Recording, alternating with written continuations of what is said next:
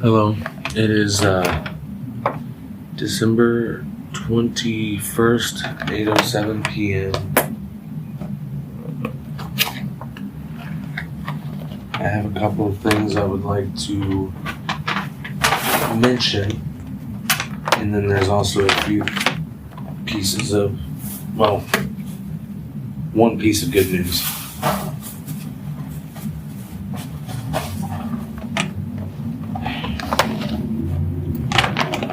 So, I'm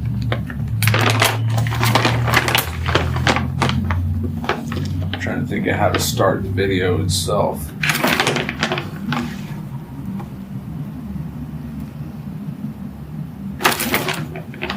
So yesterday, I messaged my ex baby mama at this point, and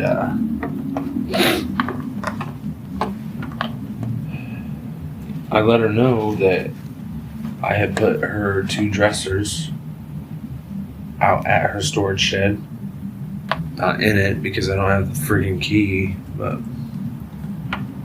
I had been asking her to come get her stuff ever since, she decided to move out.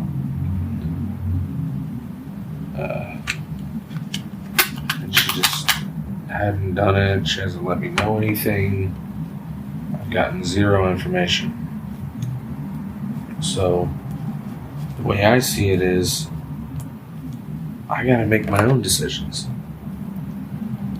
And that is literally the only decision I could come to any sense of conclusion to where it works for her and it works for me. But, it kind of doesn't work for her because I guess she ain't got no way out there or whatever. But I don't know. Anyway, so I let her know it was out there. I told her that I put her chair in the hallway. Let her know what time I was gonna be. I let her know what time I was gonna be gone today. Between 5 and I wouldn't be back until 5 a.m. and then I wouldn't be back until the afternoon. That way she didn't have to run into me because, from what I understand, her and the girls are leaving today. Like they're gonna be going a pretty significant distance away.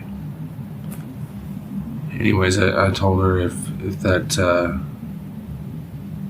chair is not out of here or out of the hallway by Christmas, I'm gonna put it on the sidewalk with a free sign. I can't fit the thing in my freaking van. For 1, and for 2, my landlord will be here to do measurements. Not that day, but that particular week. And I am cleaning the shit out of my house. So.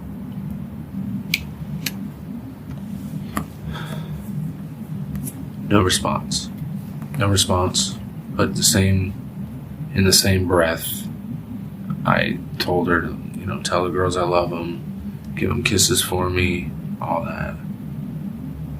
She read it. Didn't answer. And I'm not going to be pushy anymore, so I don't know what else to say or do anymore. I'm just kind of moving on. And then yesterday, after I had taken all that stuff,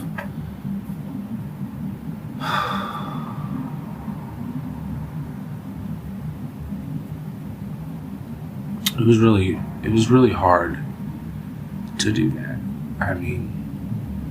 Honestly, it was very difficult because that means I've got to accept that she's not gonna come back.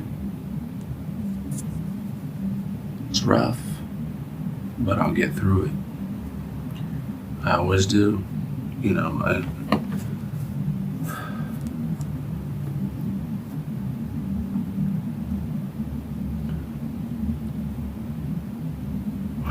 Anyways, the night before, not last night, but the night before, I also said, hey, could you tell the girls I love them and all that? And then tonight, I said, hey, could you tell the girls I love them more than the stars in the sky and all this? And still nothing, you know. It doesn't seem like a good sign, because it's like when I was hanging out with her, the last time I hung out with her was Friday, I think. Friday. And we had a great conversation. It was lighthearted. It was honest. I thought it was honest. But obviously, I think that I have picked up a couple of lies. It takes me some time to think about these things, but I'll figure them out later. Like one of the things is there's this older lady that she used to hang out with, who I guess is related to the guy that she's with now. And when we were going to pick up the girls off the bus, she didn't want me to come up there to the bus because she didn't want her to see that I was there. And I'm thinking in my head, why would she give a shit? I'm their father.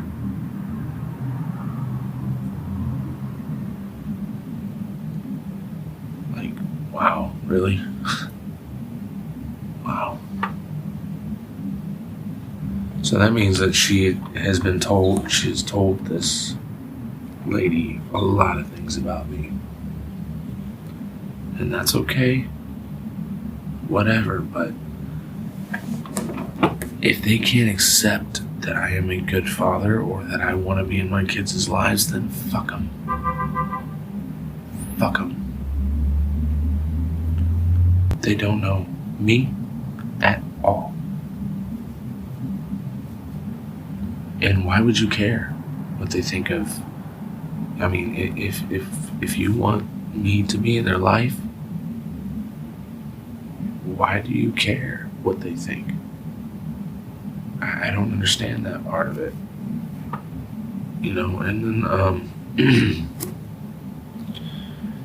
then also that day in that conversation, or that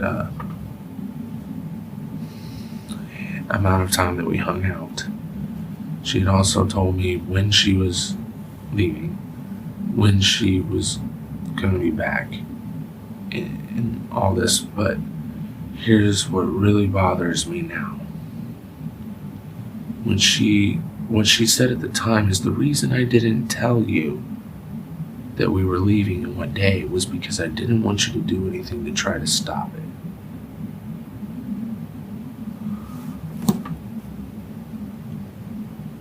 Why would I do anything to try to stop it? I told you to go. I told you to go. I told you to take them. You know? That means that this is if I'm talking to her, of course. That means that that means it's a lie, what you said, when you told me that you didn't want me to know because you didn't want me to try to stop it. Why would I try to stop it? That's not why you didn't want me to know. There's a totally different reason. And it might explain why you're not answering the phone or telling me, or at least acknowledging that you got my message and you'll let them know. Or at least an okay, anything. That might explain why. I don't know what that reason is, but I know that wasn't the reason you didn't tell me. Now, I'm not mad about it. I'm worried, because I don't want whatever this reason is to fuck things up between me and my children.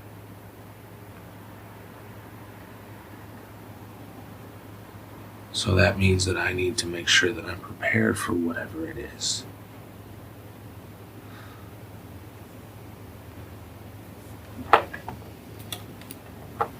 They were supposed to leave today. Apparently, she's coming back. Why? It ain't because of me. The only thing that's really tying her here is the job and her boyfriend. That's it. And aside from that, it doesn't matter. But I sit here with all these questions in my head, and I don't know what the answers are. So I'm trying to process them in a way that maybe I can understand, and then I come up with, eventually I'll come up with a more realistic conclusion of what it is, or I'll find the answer later. I hold these in my memory bank until my fucking head explodes. Since I took them home to their mom Saturday, I haven't seen them. I haven't spoke to them on the phone. I haven't got any pictures. I haven't got offered another visit. I haven't gotten anything. I haven't gotten to speak to them or even have what I am saying to tell them acknowledged.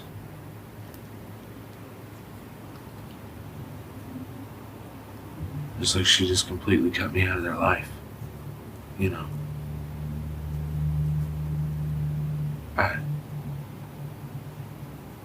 don't know what to think. I don't know what to think. Whatever. That's really all I can say about that right now. On a good note, I do have some good news. My boss, he's a independent contractor for Home Depot. He basically drives routes for Home Depot. He's an owner-operator. He owns his own company. He has, I think, 4 drivers of his own. And every driver he offers an opportunity. And the opportunity is this. Hear me out. Before you go, oh no, don't do that. It's fucking crazy. It's stressful. Whenever I'm ready, I can buy routes. I can buy the routes and run the routes by myself. I can buy the truck, own the truck myself, run those routes with that truck. Now, it's basically, I'll be my own boss. I'll be an owner operator myself. Now, I've only been driving overall close to 5 years, I want to say, off and on. If we're talking constant, it would be 3 years. So I would need a few more years of experience, and he's going to show me the ropes. He's going to teach me insurance. He's going to teach me tax deductions. He's going to teach me how to deal with brokers, deal with basically anybody and everybody that I'm going to deal with on this job. I will already have dealt with before I do this. You know what I'm saying? So it's an opportunity that I can't take yet. So I told him I would need more time, to learn these things, because if I don't know, I'll be way over my fucking head if I do it now.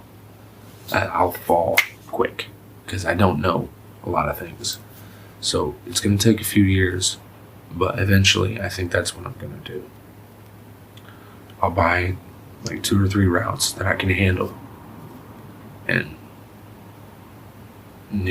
maybe another 5-10 years down the line, I'll hire someone or whatever. It's a plan, buy the truck, buy routes. Well, I have to buy the routes first, then buy the truck. Then, basically, I'm on my own. I'm already on my own. My boss, I have one boss. He's in Michigan. It's all me.